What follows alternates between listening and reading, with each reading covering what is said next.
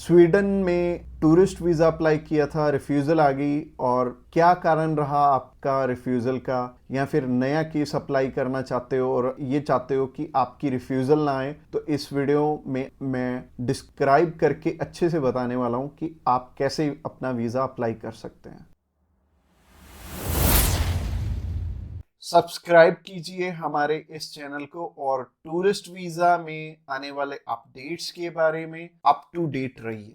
तो जहां तक बात की जाए, आज के टाइम में रिफ्यूज़ल्स की, रिफ्यूज़ल रेट बहुत ज़्यादा पीक पे हैं। और जैसे कि मैंने बताया, 4 बारी अप्लाई करके, 5 बारी अप्लाई करके भी लोग बैठे हैं जिनको कि समझ में नहीं आ रहा कि उनका रिफ्यूज़ क्यों हुआ है। तो सबसे बड़ी इसमें दिक्कत होती है रिक्वायरमेंट्स की। एक एम्बेसी की जो रिक्वायरमेंट है ना, वो ना तो आपको किसी साइट से मिलेगी और ना ही इसमें इलेबोरेट आपको एम्बेसी करेगी। चाहे उन्हें खुद फोन लगा लेना, चाहे आप वीएफएस को फोन लगा लेना, वो भी आपकी हेल्प नहीं करेंगे। और तीसरी चीज आती है यहाँ पे कंसल्टेंट्स। बहुत सारे कंसल्टेंट्स हैं, बहुत कुछ जानते होते हैं, वो आपको इसलिए नहीं बताते क्योंकि उस काम को करने में हो सकता है 2 मंथ या 3 मंथ या फिर 6 मंथ का टाइम जाए। तो मेनली बात यही है कि जब भी हमने टूरिस्ट वीज़ा अप्लाई करना है, हम ध्यान से देख लें कि हमारी रिक्वायरमेंट पूरी हो रही है और किसी अच्छे कंसल्टेंट के थ्रू ही अप्लाई करना। मैं तो एक चीज़ बोलता हूं कि बड़े नाम के पीछे तो कभी मत जाना। देखो, अभी कोई बड़ा नाम है तो उन्हें कोई फर्क नहीं पड़ता कि आपका वीज़ा आए चाहे आपका रिफ्यूज़ हो। बट हाँ, जैसे हमारे जैसी कंपनीज हैं जो कि अप्लाई करने का भी खर्चा बहुत कम लेते हैं और इसके बाद भी आपको पूरी पूरी सपोर्ट करते हैं हर एक फील्ड में, हर एक चीज में आपकी डॉक्यूमेंटेशन बहुत अच्छे से बनाते हैं। क्योंकि जितने नॉमिनल कोस्टिंग हम लेके चल रहे हैं ना, अगर आपका वीजा आएगा तभी हमारा बेनिफिट है। अगर आपका वीजा आएगा, आप 10 रेफरेंस हमें दोगे तभी हमारा बेनिफिट है, अदरवाइज हमारा कोई बेनिफिट नहीं है।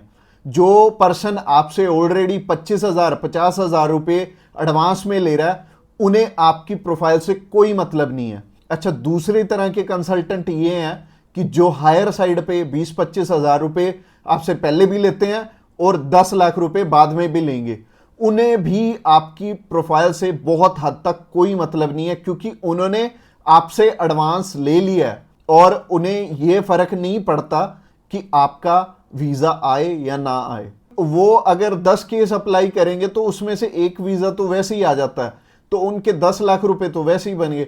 तो उन्होंने आपकी टेंशन क्यों लेनी है? तो सिंपल सी बात है, मैंने आपको अपना मोटिव बता दिया है कि हम रिक्वायरमेंट आपकी अच्छे से क्यों फुलफिल करवाते हैं जब भी आपने टूरिस्ट वीजा अप्लाई करना होता है।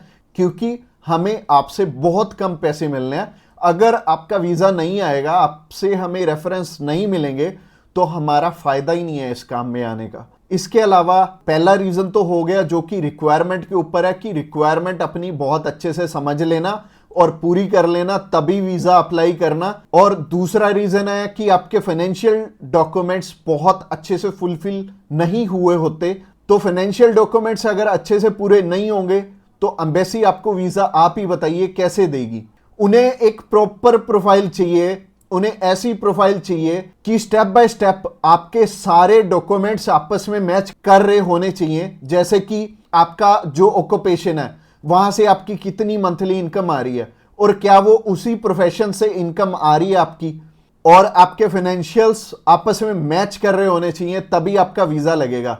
तो अगर आपको नहीं पता है कि आपके फाइनेंशियल मैच कर रहे हैं या नहीं कर रहे, तो आप क्या कर सकते हैं, आप अभी हमें कॉल कर सकते हैं। आप जान सकते हैं कि आपके फाइनेंशियल अच्छे से मीट कैसे होंगे। और कॉल तो आप इस वीडियो के एंड में ही हमें करना, क्योंकि आगे जो रीजन है वो भी बहुत स्ट्रॉन्ग रीजन है कि आपका वीजा इन इन कारणों से भी हो सकता है। प्रोफाइल का तो मैंने आपको बता दिया कि आप हमें कॉल कर लेना। इसके अलावा जो तीसरा सबसे बड़ा रीजन है वो है कि आपके यहां पे इंडिया में टाई स्ट्रॉन्ग ना होने, यानी कि इंडिया में आपका कोई ऐसा रीजन नहीं है कि आप वापस लौट के आओ। जैसे कि मैरिड है अगर कोई, तो उनकी वाइफ उनका रीजन बनती है वापस आने का, और अगर कोई अनमैरिड है उसको थोड़ी सी प्रॉब्लम ही आती है। बट इसका भी सोल्यूशन है कि आप बेटर है अगर आप 20-21 साल के हो, 22 साल के हो, तो बाहर जाने के लिए मैरिज तो करोगे नहीं। तो कर क्या सकते हो, आप अपनी मम्मी या फिर अपने पापा में से किसी एक जने को अपने साथ में अप्लाई करवा लो। इससे क्या होगा कि अगर मम्मी आपके साथ जा रही हैं, आपका नहीं है वापस आने का स्ट्रॉन्ग रीजन, बट उनका बन गया, तो उनके चक्कर में आपका भी वीजा आ जाने वाला है। तो आप कर कह सकते हो, या फिर मम्मी या फिर पापा को अपने साथ में अप्लाई करवा लो, तो ज्यादा अच्छा रहेगा, आपका भी टाई स्ट्रॉन्ग हो जाएगा।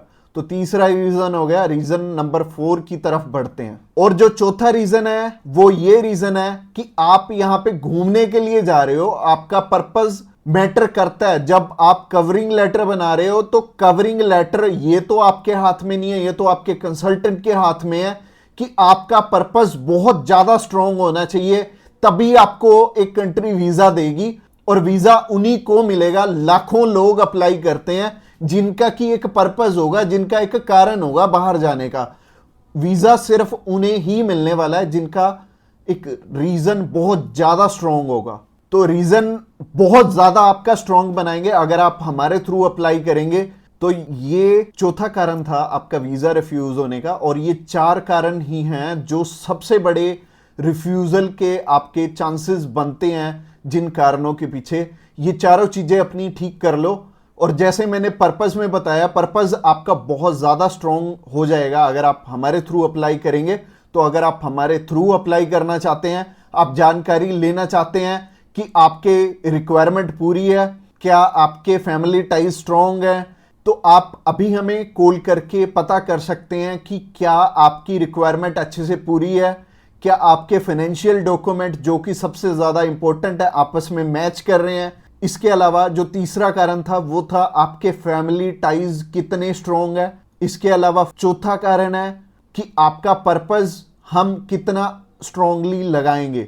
इसके ऊपर आपका वीजा डिपेंड करेगा। और वीजा चाहे आप फर्स्ट टाइम अप्लाई कर रहे हो, चाहे ऑलरेडी आपके 1 रिफ्यूजल है, 2 है, 3 है, 4 है, जितनी मर्जी आपकी रिफ्यूजल्स हैं, मैटर नहीं करती। हमारे पास बहुत सारे लोग आते हैं, एक पर्सन का हमने अप्लाई करके दिया था और उनका टोटल 12 बार रिफ्यूज था, 13th टाइम उनका वीजा आया था। और मोस्टली लोग 1 बारी, 2 बारी, 3 बारी, तो बहुत सारे लोग रिफ्यूज होते हैं। कई लोग तो 4-4, 5-5, 6-6 बार रिफ्यूज होते हैं। इवन उन्हें यह नहीं पता लगता कि हम करें तो करें क्या। वीजा तो हमें लेना है, और लेना भी बिल्कुल सही मायने में है, एक्स्ट्रा पैसे देके नहीं लेना, एक बिल्कुल नॉमिनल चार्जेस में ही अप्लाई करवाना है किसी से। तो उस कारण में वो ट्रैवल हिस्ट्री वाली साइड भी जाते हैं। तो ट्रैवल हिस्ट्री वाली साइड मैं तो बिल्कुल नहीं बोलूंगा कि आपको ट्रैवल हिस्ट्री बनानी चाहिए, क्योंकि इस टाइम एयर टिकट्स ही इतनी महंगी हैं कि अगर आप एक कंट्री में भी ट्रैवल करते हैं तो आपका 70 से 80 हज़ार रुपये लग जाते हैं। इसके अलावा अगर आप 3-4 कंट्रीज में ट्रैवल कर लिए तो आपके 3-4 लाख रुपए खराब हो जाने वाले हैं। और जैसे कि मैंने आपको पर्पस वाली वीडियो में बताया था, 15 से 16 हज़ार रुपये में आप हमारे थ्रू अप्लाई कर लेंगे और आप कम से कम 3 लाख रुपए में अपना 20 बारी अप्लाई कर पाओगे। तो ट्रैवल हिस्ट्री पे बिल्कुल भी पैसे मत लगाना। इसके अलावा अगर आप हमें अभी कॉल करना चाहते हो, कॉल कर सकते हो नीचे दिए गए नंबर पे। और इसके अलावा आप हमें व्हाट्सएप पे भी मैसेज कर सकते हो। व्हाट्सएप पे मैसेज करने के लिए डिस्क्रिप्शन बॉक्स में लिंक है, उस लिंक पे क्लिक करते ही आप हमें मैसेज सेंड कर पाएंगे और हम भी आपकी inquiry as soon as possible हम लेने वाले हैं। और हमारी टीम्स ऑफ एक्सपर्ट्स हमेशा रेडी है और वो सारे टीम मेंबर्स को पर्सनली मैंने ही ट्रेंड किया हुआ है और आपकी हर एक ज़रूरत को वो समझेंगे और फिर उसी अकॉर्डिंग आपको गाइड करेंगे। और आपको बिल्कुल भी टेंशन नहीं लेनी, जब भी आपने वीज़ा अप्लाई करना है आप हमारे थ्रू ईजिली कर सकते हैं। अगली वीडियो हमारी सी टाइप के वीज़ा के ऊपर रहने वाली है कि सी कैटेगरी में बहुत सारे हमारे पास ऑप्शन होते हैं अलग अलग, जिनके थ्रू की वीज़ा अप्लाई करने में हमारा पर्पस बहुत स्ट्रॉन्ग हो जाता है। तो सी टाइप में जैसे कि बिजनेस वीज़ा हो गया, स्पोर्ट्स वीज़ा हो गया, कल्चर वीज़ा हो गया, मेडिकल वीज़ा हो गया, तो ये सारे वीज़ा के बारे में हम बात करने वाले हैं, जो कि हमारी नेक्स्ट वीडियो रहने वाली है। तो आपने क्या करना है, हमारी नेक्स्ट वीडियो को भी जरूर ध्यान से देखना। Thanks a lot for watching this video till the end और मिलते हैं किसी बढ़िया सी वीडियो में नेक्स्ट टाइम।